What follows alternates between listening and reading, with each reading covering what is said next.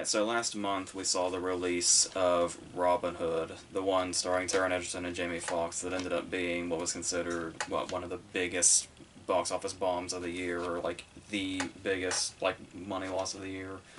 And after watching that, somewhat disaster, it kind of got me in the mood to go back to see all the other different variations that have been done. Obviously, there's significantly more than three, but these are the kind of three that stand out to me as like the ones that kind of stick out in the timeline the most. They got the most attention anyway. Not necessarily saying these are the three best by any means, but obviously there's no Mel Brooks present either, or Disney animation, but I, th these three seem comparable enough. Maybe one less so than the others, but we gotta start, at probably the most iconic. So that's why I decided to go ahead and start with The Adventures of Robin Hood, which obviously we could have started back in 1922 with Douglas Fairbanks, but yeah, like I said, you gotta start and stop somewhere. So with this one, I think you don't even need me to tell you. I already used the word iconic. One of, if not the quintessential adventure movie, starting all the way back to 1938 when it was released, to now, still very much maintains that title, and still, even to this day, looks amazing. Because there was, it was still, really expensive and really kind of rare for people to go all out, with the whole, Technicolor cinematography thing, but they did decide to go all out, and it really, really paid off, especially with, not just the different colors that they come through. Obviously, green has to come through, not with just Robin Hood's costume, but also the Sherwood Forest itself. But everything else around it, whether it be, a somewhat drab interior or, something as bright as the exterior, is just all coming together, even if it's I would say somewhat small interior, but hardly anything in this movie feels small at all. Because obviously the sets are massive, but then you get outside when they're getting ready to start the archery tournament.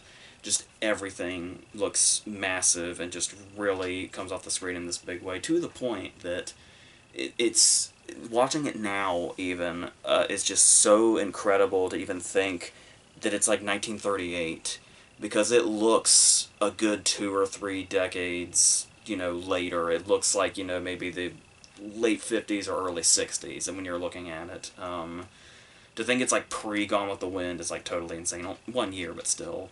And so that's always stood out to me. And another thing is the two directors we have, with William Keighley and Michael Curtiz, most notably, because this was an insane year for Curtiz. You think about the fact that the next year, Victor Fleming would get credit for making a lot of The Wizard of Oz on top of Gone with the Wind.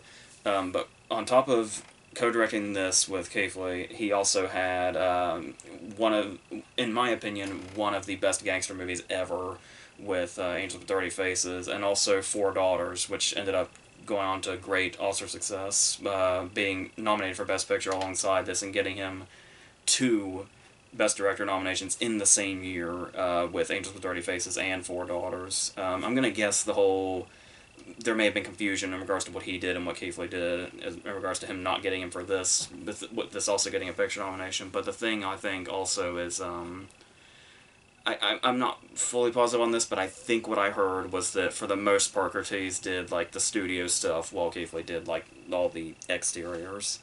So Curtiz was basically in charge with the action and stuff like that. So, and you look at our main protagonist, not just Robin Hood himself, but Errol Flynn, who is basically, Errol Flynn had a really nice career. I mean, it was at the beginning, but still kind of had a really nice career, especially in the adventure genre going on leading up to this. But this role obviously just is what became synonymous with his name after it came out. And when you see that, it's yeah, and he obviously had, experience working with Curtiz before with Captain Blood and Charge of the Light Brigade, just to name a couple, both of which also had Olivia de Havilland, of course. So here, there is, just when you see it, it's easy to see just how it was just this instant status of he's. I mean, obviously Douglas Fairbanks is a legend in his own right, but I mean, when you look at what Flynn does here, it's clear the reason why when people think Robin Hood, they usually probably see Errol Flynn's face.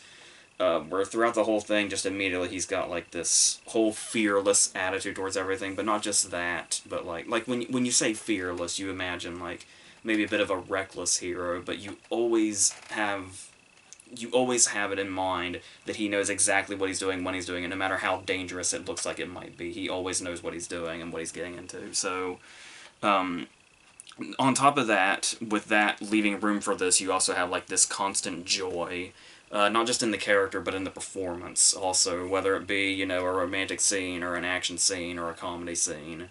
It's like the level of joy he has doing this is like always in the same place and it's always at an all-time high. And also the whole thing about doing all of the doing a lot of the stunts anyway.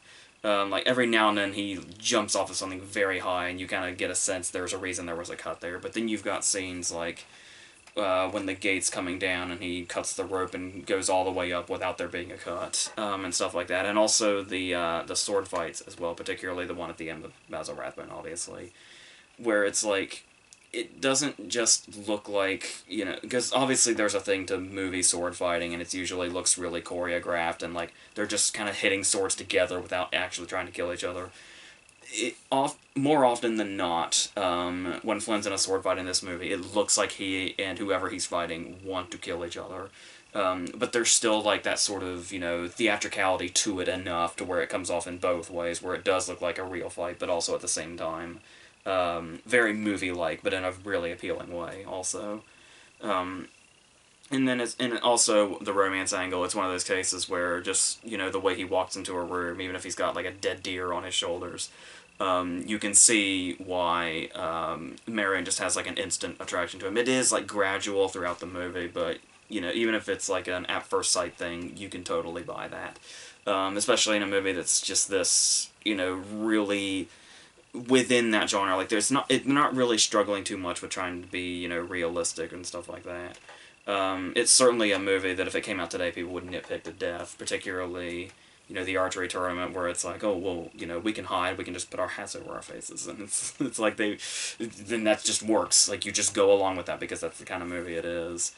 I mean, obviously it did really set up for other movies that maybe took a much lazier approach to this, but, with a movie like this that pulls it off in this way, you just really get wrapped up in all those things, and it just doesn't matter, those technical things. So, but there is also a sense of something, though. Like, there is, kind of an underlying thing. Most notably, when we see, like, the townspeople and how there is this whole, like, with King Richard gone, there is, like, this sense of hopelessness that we see throughout them whenever Robin interacts with them, and we see, like, where they're at and where they're coming from. It even gets to a point where in the text that comes up it says, like, death was preferable to this and all that.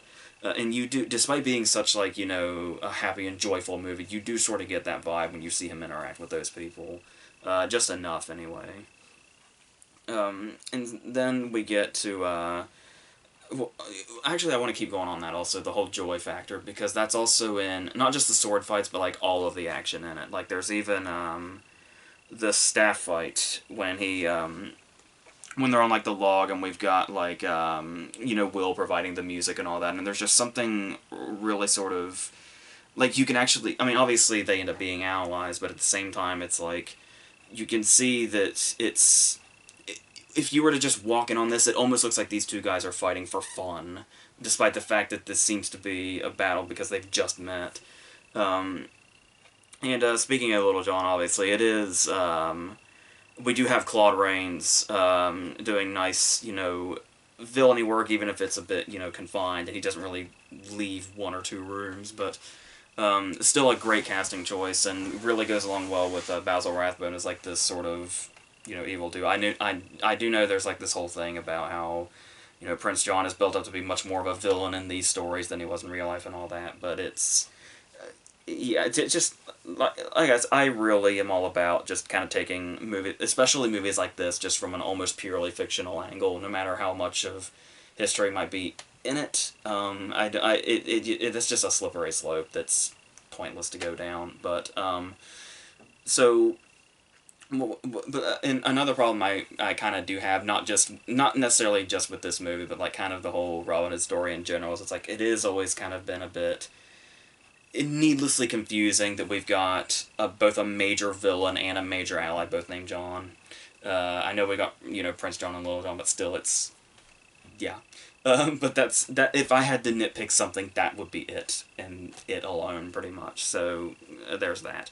And also, speaking of Little John, it is interesting to note that Alan Hale plays him in this, and obviously that's interesting for a couple of reasons because he had also done it in Douglas Fairbanks' movie, what, 16 years prior, and then later on in 1950, Road to the Sherwood Forest, where, oh god, what was his name? John Derek played Robin. And he played Little John in all three of those movies, which is quite interesting, especially since how far apart they are in year, but still a nice thing to note and come by. So obviously another angle this movie takes is, like I was talking about, the love story angle, which I feel like this, I mean, obviously it's been around since the beginning of time, but I feel like this really set the bar for action and adventure movies, just having a love story in the middle of them. Because that's, I mean, obviously, Robin and Marion is like its own, love story in general. They even made the movie about them later in life with Sean Connery and Audrey Hepburn, which is also really worth checking out. And obviously we'll talk about Sean Connery again later. But the thing about that is, I was already talking about earlier about how when it's almost like a love at first sight thing when she sees him, when he's like, walks through the door and he's simultaneously holding the deer and wrestling with guards, and then makes this really big dramatic escape and all that. That there kind of is just something very old fashioned there, and it's like this romance in particular is the reason you see it shoehorned, love stories shoehorned in action movies much later. Like, I really feel like this is kind of the starting point, but it did it so well, because like I said, not only does it just feel like it doesn't necessarily, break the line that it's on, it always kind of stays the same tone. The love story never feels like it stops the movie dead. But there's just also something so genuine between them and so old-fashioned. I say old-fashioned in the sense that, like, there's almost like a Romeo and Juliet approach with the use of the balcony, how they see each other and all that. And it's, yeah, it just feels like it's something that is so timeless. Yet feels like it belongs in the same way, and how it's all a part of what makes the adventure movie, like what makes the classic adventure movie is he's gotta, he's gotta have all his allies, he's gotta, make inspirational speeches to get them going. He's got to do all the action. He's got to kill Basil Rathbone, and he's got to have the girl at the end. And it's just this nice... It's like everything you need formula to be. It's like where formula starts, almost. And then after this, you just get to watch all other movies like wreck it as it goes through. All different kinds, not just, Robin Hood movies in particular, though there have been many... even a modern one with Robin and the Seven Hoods with most of the Rat Pack. That was, but yeah, obviously, there's definitely a reason that this one's the one that really, really stands the test of time. It's also really interesting when you talk about what movies today have done versus this, and it's like how most times now when you hear about studios getting involved in the makings of movies, it's usually you're defending the movie, and it's like, oh, the movie would have been good if the studio had just, shut the fuck up or whatever.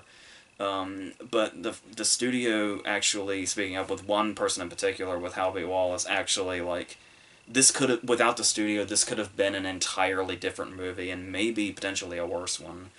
Because you did have Cagney was playing Robin Hood, and it's like, even though he had experience with, oh no, I guess this would have been before Curtiz signed on, I think. I'm not positive, but, who obviously he just this year had experience with Angels with Dirty Faces, but the whole thing was like, Cagney apparently left, because there was like some differences, and he just really didn't like what was going on or whatever, but there was talk after that also of like, was Cagney really right for that, because he's kind of small in stature, and with Flynn we get, there's a clear difference. And it's like, would people have been able to take Cagney seriously? I think, well, as a huge fan of Cagney, I feel like he could have probably done just about anything. So I'm one of those people that says I'm sure it would have been okay, as hard as it is to imagine it being not Errol Flynn. But I think even if the stature may not have totally worked, he still I think would have been fine. He would have had the presence, and he's able to dance around, obviously. But the thing also is that I guess um, not only was it Wallace that hired Flynn because of uh, well, no, it was Curtiz, and then it was Flynn because of Charge of the Light Brigade and Captain Blood. But then there was also the fact that apparently there was a writer that wanted to write Marion out of it completely. So Wallace had to give that guy the boot, and obviously she was eventually written in. So yeah, you can just imagine all these things where like it's Cagney and there's no Marion, and it's like Keithley without Curtiz, and it's really hard to imagine what that movie would have been. But I imagine it probably wouldn't have been something this staggeringly iconic in the series of movie history in general. So yeah, then of course, as I was saying, it did have some pretty good Oscar success. It did win for editing, production design, and score. Interestingly enough, the only Oscar that it didn't win, that it was nominated for, was picture. And you think about, cinematography, because obviously, there's the Robin Hood story has never really quite been brought to life in such a visual way since, like, ever. Like the closest they had to get to really bring the color out of it was in the 70s when they just had to go full animation, which really says something. So I don't know this for sure. This is just something I've always assumed.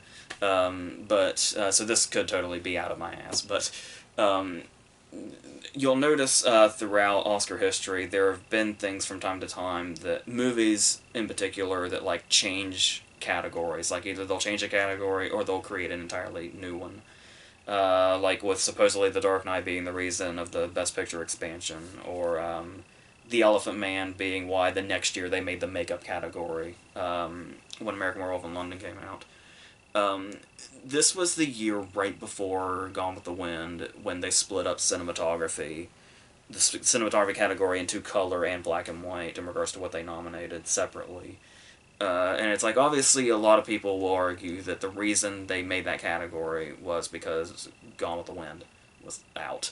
But I feel like there's something to this not having a cinematography nomination and that change being made the year after. I mean, I'm sure Gone with the Wind was a huge factor in that, but there had to be people thinking about it when you don't nominate the cinematography for the Adventures of Robin Hood. So I would like to think this kind of pushed that, and that was a trend that went on quite some time, at least through the. I've talked about this last year, but I think it was like to the late 50s or early 60s in that period I mentioned before. So, yeah. So, and Basil Rathbone was nominated for a different movie, If I Were King, which he did.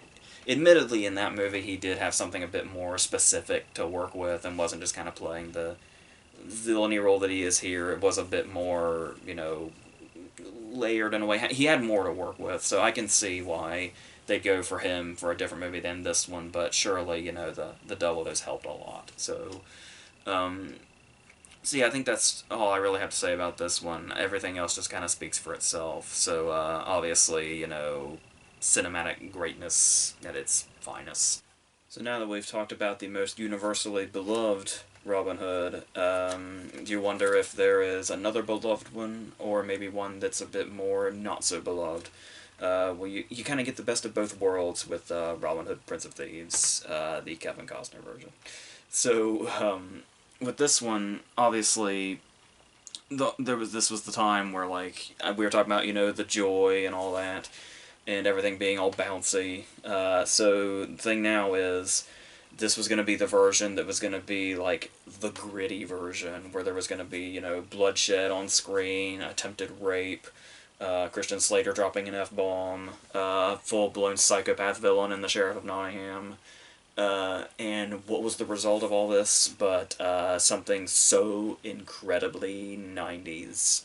And it's really just depends on who you're talking to, if that's a good thing or a bad thing. Um, Interesting, a movie just so at the very beginning of the decade could just really be so of that decade.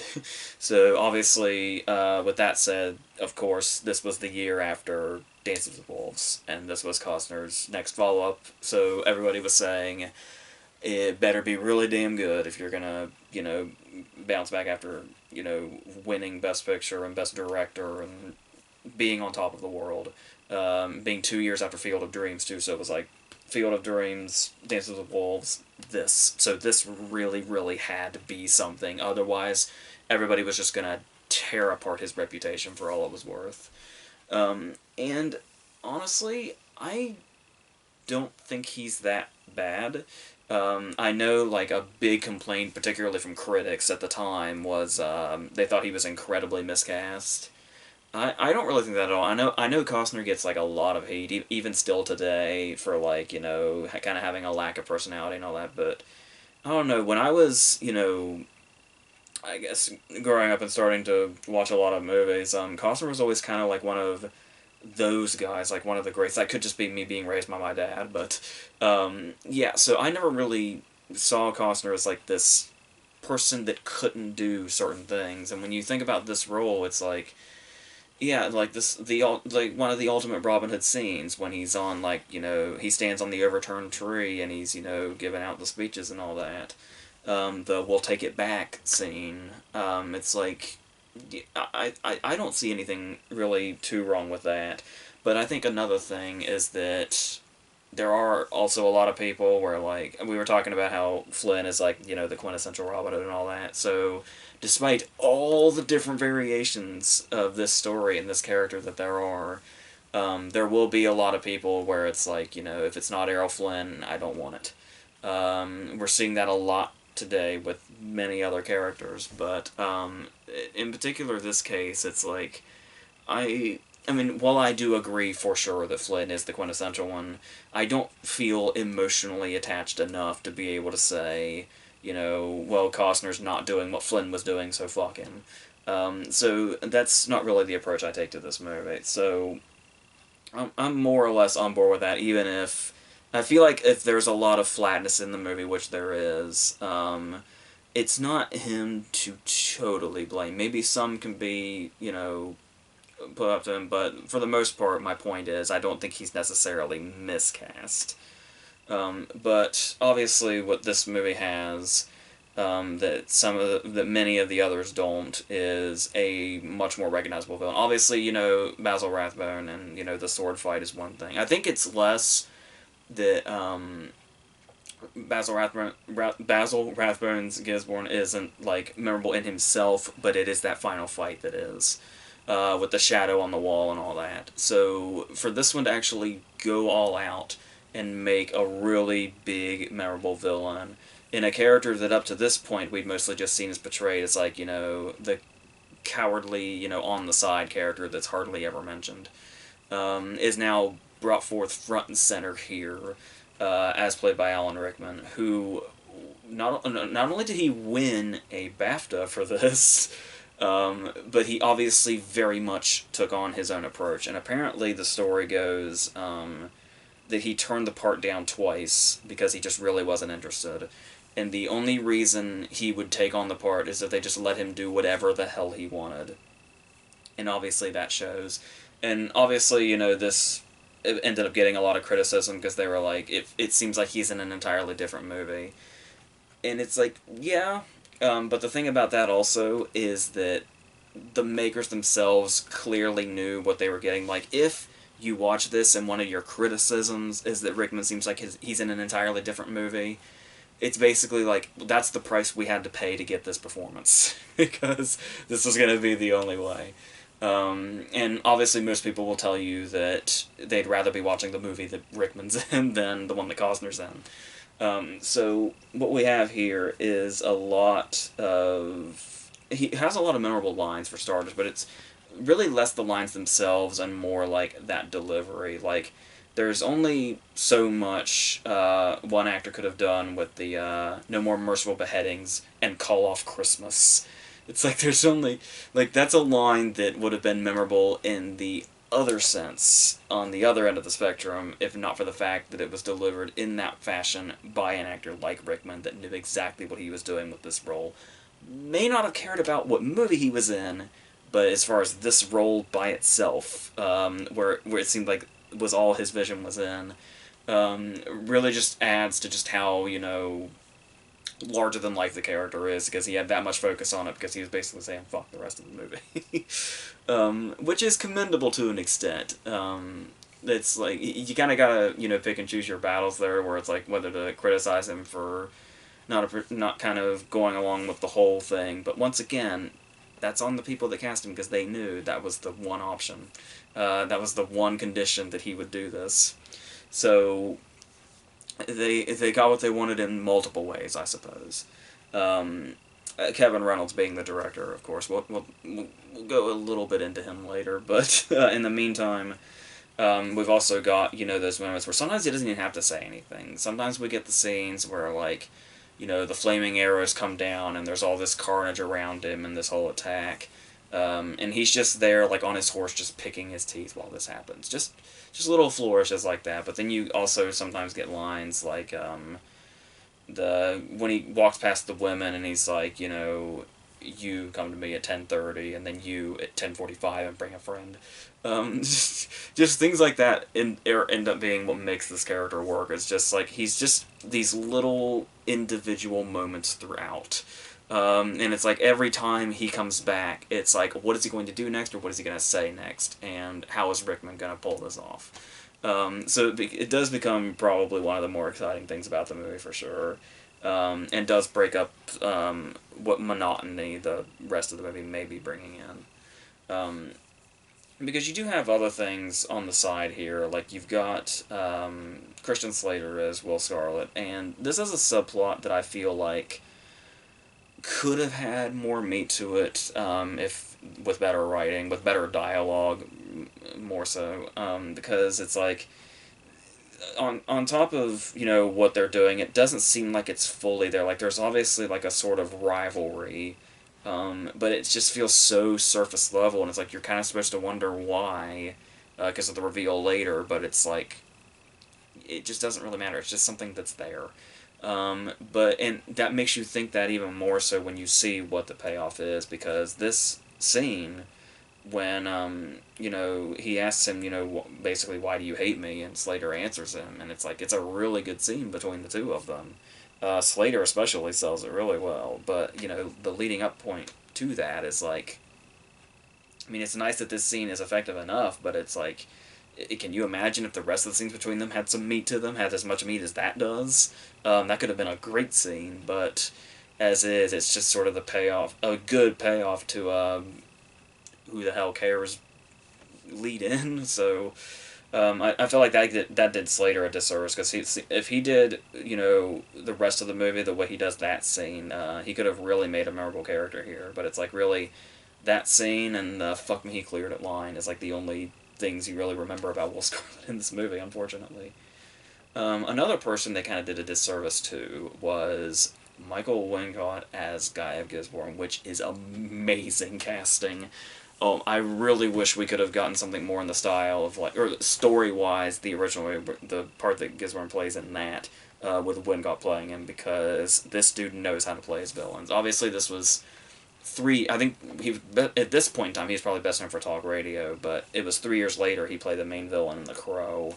And I would have loved to have seen him just really, really just chew apart this role, but the thing is, it's like, the way the villains are kind of treated in this way, obviously you've got Rickman, taking it from everybody, villain-wise, but, or I guess the whole movie, but particularly villain-wise, but also the way the villains are handled in, like, a lot of the times, particularly when they're doing something villainy, there's like these weird close-ups in front of them that are like really jarring and weird that we don't really see outside of those like maybe 2 or 3 moments in this almost 2.5-hour movie, and it's weird, and it really kind of takes away from any effect these guys might have. or any more effect these guys might have had. And the fact that he's just kind of nonchalantly killed halfway through by the sheriff himself is really kind of a disservice to the character. And I feel like with more, Wingate would have really done something really special with this and made a villain, on par memorable wise that Rathbone did. But yeah, it's really all about being the Rickman show as much as it possibly can, which I guess I get. But yeah, and then obviously another actor we've got in here is Morgan Freeman, who is the the thing here is that what's interesting about this is you can tell how much this character doesn't really matter in the long run and how unmemorable he is, because this character, at least to me, makes no impression whatsoever. And it's like, that just shows how throwaway the role is if Morgan Freeman plays him, a major character at that, um, and just leaves no impression. It's like that feels a lot more like it's the role than it is Freeman.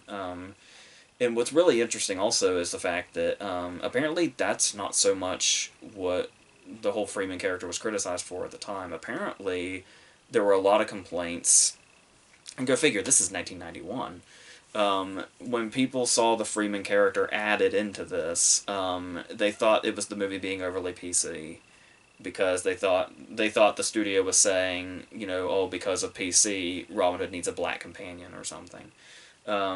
So I think it feels, to me, it feels less like the movie's trying to be PC and more like the movie wanted to have Morgan Freeman in it. The people who made it wanted to have Morgan Freeman in it. So not so much the other thing. So, but like I said, it suffered because they got him, they just didn't give him jack shit to work with. So, once again, very unfortunate, very much a waste of a really talented actor like Michael Wincott or Christian Slater. So, you talk about the action in itself. You do have every now and then a scene that kind of works, if briefly, because we'll definitely talk about this in a minute, but the next movie. But this was kind of a point in time where it was all about, the epic battle sequences and, one side just crashing into another side, weapons and arrows flying everywhere, just random people getting sliced and diced and all that, people crying out and all that. And there's just not a lot of there's not a whole lot of anything to that. Even back then, when it was still kind of a fresh thing to do, it all just feels pretty empty, especially when it's a bunch of people that we've never really seen before, just, biting it here and there.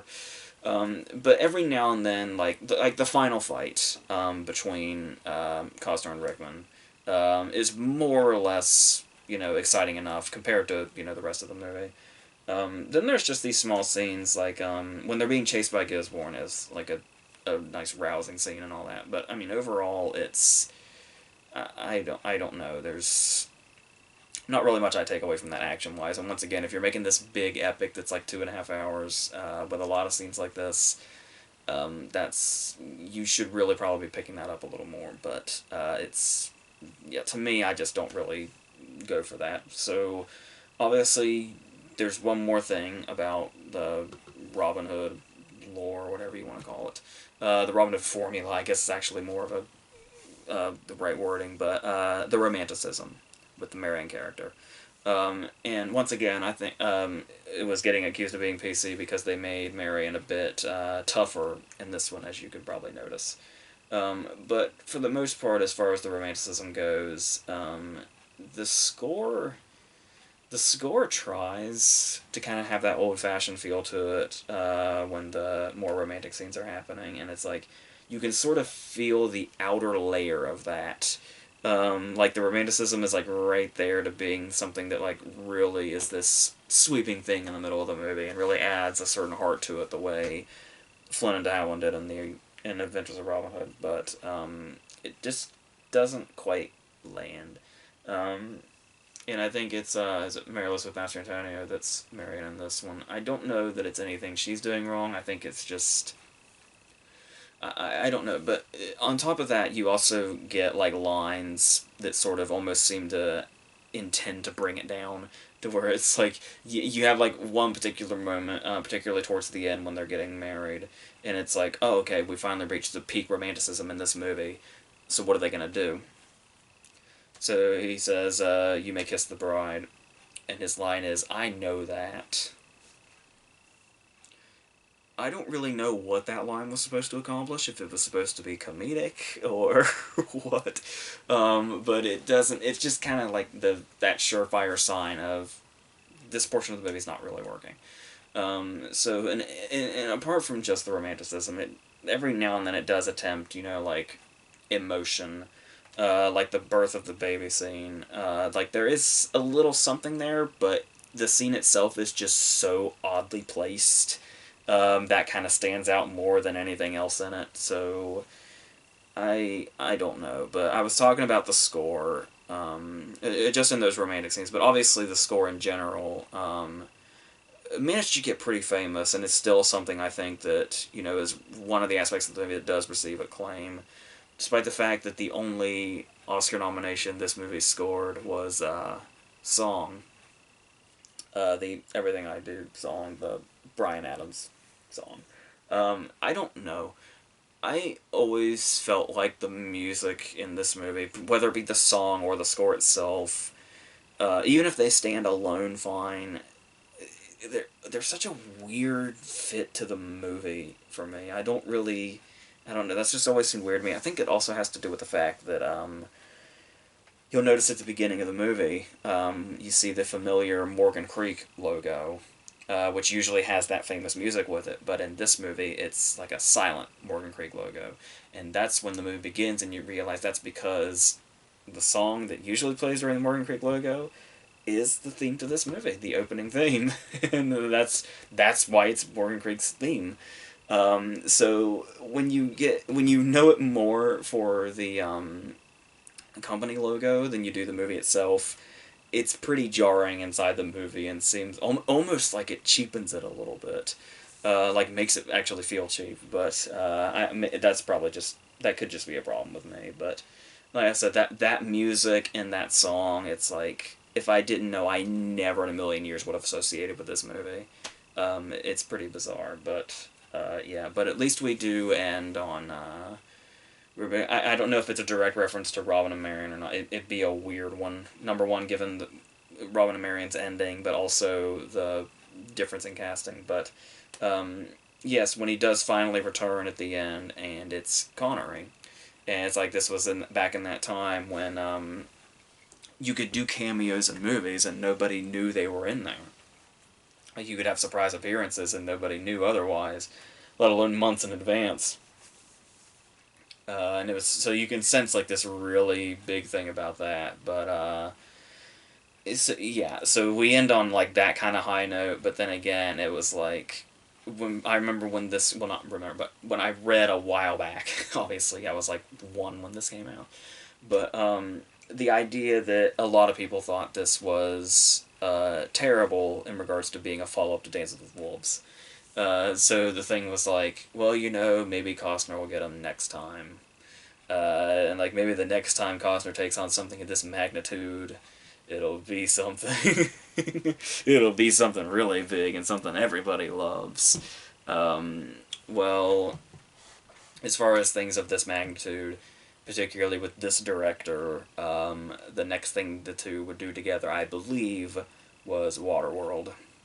So now, I'm one of the few people that actually there are a few of us out there that actually kind of like Waterworld in a certain way, but yeah, but there was Waterworld, and he himself made The Postman, and it's yeah. So the Costner epic used to be one thing; it's not so much that now.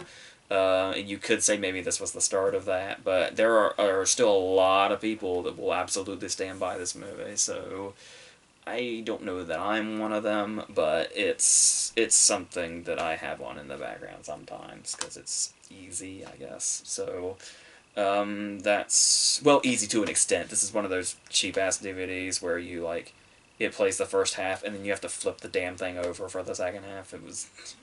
It feels ancient. So that's pretty much where I stand with that one. It is what it is, and it's fine, I guess. It's certainly better, I think, than the next one. So we'll talk. Okay, despite the dire things I've been saying, obviously in, what was it, May of 2010, I did find myself really kind of hyped for this. It was another, outing with Russell Crowe and Ridley Scott, which was a teaming that was drying out a little bit, but I don't know, something about this movie just kind of stuck out to me, to where I was really excited about it. And, for the most part, I mean, every now and then there's a bit of a difference, but for the most part, like any other person, I like Ridley Scott just as much as the next guy, but, yeah, I remember just being, like, really, really incredibly bored with it. It was one of those movies I kind of just couldn't wait for it to end, and just the more it went on, the more it was, like, just a letdown. Very, very boring letdown. So, I decided to do this. It was like, well, I'm going to have to see it again 8 or 9 years later. So, we'll see what happens. And of course, being a Ridley Scott movie, everybody's talking up the whole thing of, if it's a Ridley Scott movie, you have to go by the director's cut. Like, like whether it be, Blade Runner or Kingdom of Heaven or Alien or whatever. I think even Gladiator has like a 3.5 hour cut or something. They say no matter what, even if it's bad, the Ridley Scott director's cut will always be better. So it's like, okay, so the original is 220, the director's cut's 235, so it's like, okay, I was incredibly bored with this movie, couldn't wait for it to end. Why not watch the 2 hour and 35 minute version to see if something's different? Because it happens. It does happen. So, I honestly, because it's been so long, because it's been, almost a decade since it came out, I don't really remember enough to have noticed any of the differences. So, despite being a full 15 minutes, which is a lot. So, yeah, I didn't really view it as differently as I do now. So, what's going on here, as you know, is it's apparently taking the prequel approach, which in some cases is made obvious, in some cases not so much. But we sort of got the same setup, where, King Richard is gone and everything's, going to shit under Prince John back at home, and Robin is going to come in and hopefully change that up. So, with Robin Hood now, we have Russell Crowe, with, once again, a director he's very comfortable with in Ridley Scott at this point. So it's like, what really can we get out of this? Because you talk about, people were complaining back in the day that Costner wasn't Errol Flynn, more or less, and didn't have that, same joy and exuberance about him. So, what is Russell Crowe going to do with this? Because the thing here is that there's really a huge sort of lack of charisma, which Russell Crowe definitely does have a certain charisma that comes out in very specific ways with very specific roles. So I'm kind of trying to imagine what a more charismatic Robin Hood would have been like under Russell Crowe. And after having seen this movie twice, it's just getting harder and harder to even imagine. This is a case where I would say I feel like there's maybe a miscasting here. Maybe not just, Crowe's comfortable with Ridley Scott, but maybe Ridley Scott's a little too comfortable with Crowe at this point, and casting him in roles that maybe don't really work for him. And I get it if Crowe seemed like the right choice for the approach to the story this is taking. Like I said, it doesn't necessarily have to be, Flynn. They could be trying to do a whole approach to the character entirely, to go with the different sort of gloominess this version has, because I was talking about how the 91 version thought it was being the dark and gritty version, so now this one takes dark to a whole other level, like literally.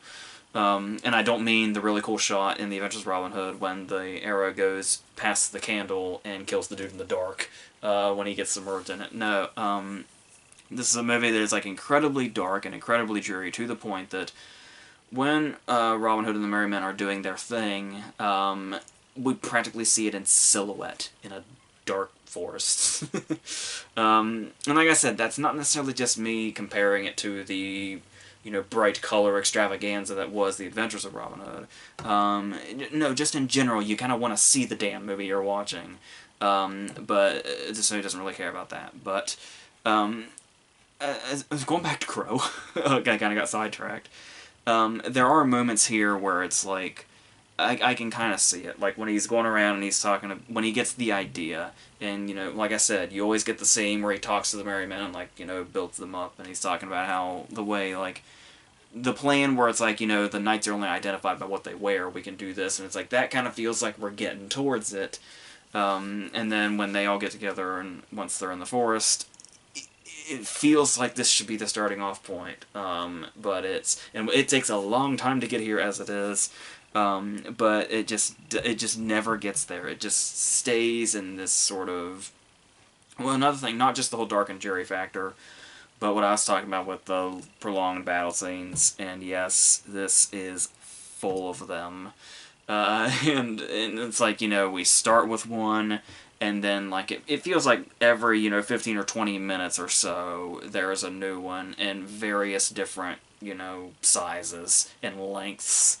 And it just feels like it sort of goes on and on. And the thing about this also is the battle scenes are when this movie is at its least interesting. There are some things in between here, once he gets there and he has to hide his identity from Oscar Isaac, and he's getting the side eye from Mark Strong, and William Hurt walks up and he's like, hey, I know your family and all that, and it's him kind of trying to do the whole hiding identity thing there is its own sort of, you can have some really nice suspenseful moments here, but they're just not coming through because this movie is not interested in that kind of thing, just in general. It wants to go as big as humanly possible, which in many cases it does succeed at least. It's on a production design factor, and the way it's shot does make it feel really massive and all that. But and really really sets this time period apart. But the thing also is that you do have some different angles we take here that you kind of just have to accept, the portrayal of King Richard, where it's in the other movies, he's built up as this really stoic off-screen thing that's built up until we see him towards the very end. Particularly in Connery's case, he's seen as this really big figure. But in this, the opening text even tells us that he is bankrupt of all his wealth and glory. So when Danny Houston comes in playing him, it can be a bit jarring to people who are much more familiar with the other versions to see the character like this. Which, in a sense, though, is an interesting approach, but I still don't know that the execution fully pays off, because it's everything about him is clumsy, because he seems like he's drunk a lot. Then the time that when they meet him, he accidentally gets kicked in the face because Kevin Durand is spinning Robin around while they're fighting. Kevin Durand playing Little John in this case. And then even his death is really anticlimactic in the middle of one of these endless many battle scenes. But every now and then, and I think also the fact that all these battle scenes just kind of blend into one another is another reason that the impact of this death doesn't quite hit, because it's just in the midst of one of those.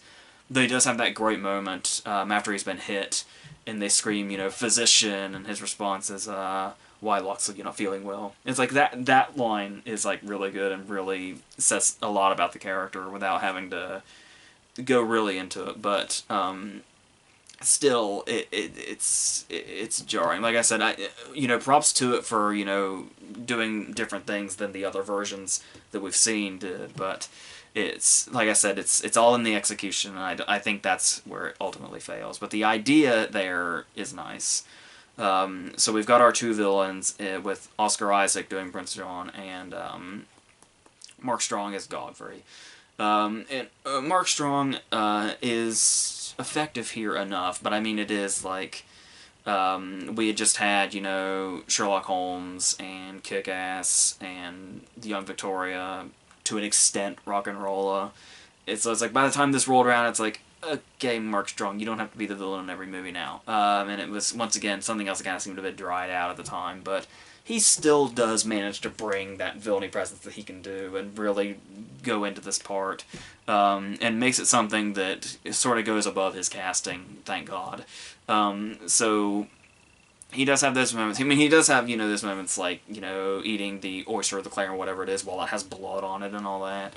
Or he's got, you know, that swagger as he walks away from William Hurt. But then there's also, and every time, there's also, every now and then there's lines like, I'll make this place famous and stuff like that, where it's, the character does work, but I don't know, it just really feels like there's something that's not hitting here.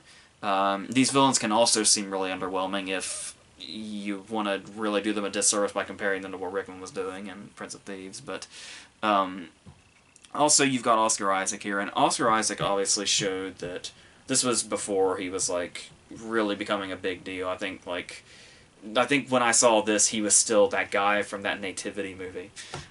So, and I don't even know that I recognized him right away. But he obviously does show here that potential that ultimately will bring him to the big place that he is now. But there's still, like I said, just something it feels like there's a missing piece here.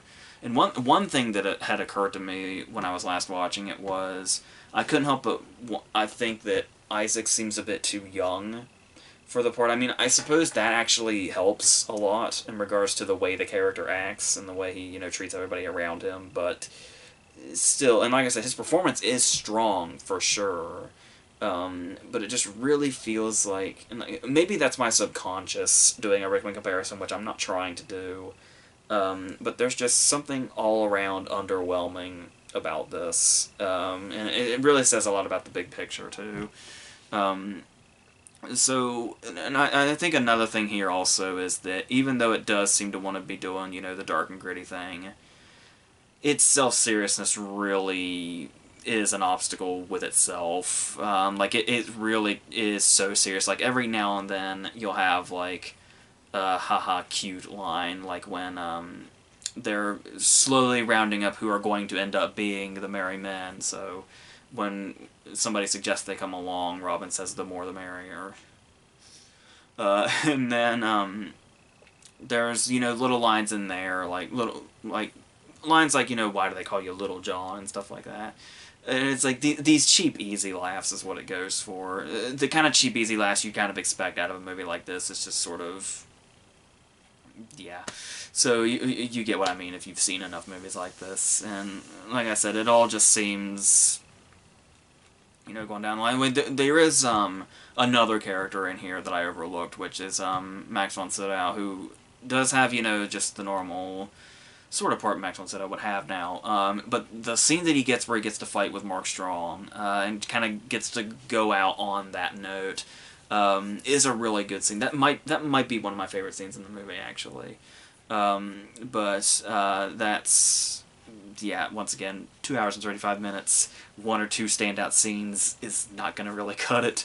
So, and then you've also, I didn't even mention Kate Blanchett yet, as Marion, which they seem to be trying to do some interesting things here, almost like that's got maybe a tiny bit of going for that, sort of de Havilland, like the instant, like you instantly see her and like she pops out of the screen, but also kind of taking the Prince of Thieves approach where she's a bit tougher this time, but there's not really much that she gets to do. She gets the occasional cool moment, like when during the raid when the arrow like just, you know, takes some of her hair off, and then as far as the romance angle, that's not really here much. Like it feels like it's there just because it feels like it has to be. And so when you get moments like when he helps her on the horse, it's almost like the build-up is almost like we're gonna get some Robert Redford and Catherine Ross and Butch and Sundance on the bike scene. But no, it just goes into another scene. So there's really, when you have Kate Blanchett playing Marion and it's like one of the least memorable things about your Robin Hood movie, then something is really off here. And obviously the Sheriff of Nottingham does make an appearance by way of Matthew McFadden, and he does once again kind of take that nice cowardly approach. Like I said, we saw more in the earlier versions, where he's just there to pop out during the raids and say, you know, I'm French on my mother's side, don't kill us. And the end scene is really cool. That's probably the best scene in the movie, is one of the very last. And I remember all the shit being, all the good scenes in this movie were in the trailer too, and they're all in like the last 5 minutes. I think that was another thing that kind of pissed me off at the time, and will be another reason that I haven't watched trailers in the last 5 years. But the a nail scene and the arrow just comes out of the abyss and pins it there is a really, really cool moment. That's the kind of stuff this movie needed to be, and it's got it in like the last 5 minutes, and it's like, fuck you. And so it's like we knew what we were gonna do, just you had to go through all that bullshit to get there. And then we're gonna end it just as we've got something going on. So, and once again, obviously, after you have battle scene after battle scene after battle scene after battle scene, this is one of those movies that you kind of dread because you know the climax we're waiting to get to, which is usually going to be where the movies are reaching their absolute peak. We're just going to get another battle scene. Yay. Fantastic. So, yeah, so as you can see, I really don't get much out of this movie at all. I really wish I could have. I was actually optimistic going into the director's cut, and the fact that there had been, 8 or 9 years in between me seeing it. But, yeah, it just really does nothing for me whatsoever. So, for all those reasons. So, as far as the versus factor, I think it's pretty clear these movies just sort of seem to be getting the ones that, obviously we're not counting like Men in Tights or the animated movie or anything like that, but like these actual sort of, live action, more or less taking it seriously versions, just kind of seem to be getting worse and worse. Because you've got like, 1938, and then by the time you get to the 90s, you get a very 90s version. By the time you get to the 2000s, it's the we're trying way too hard to be dark and dreary version.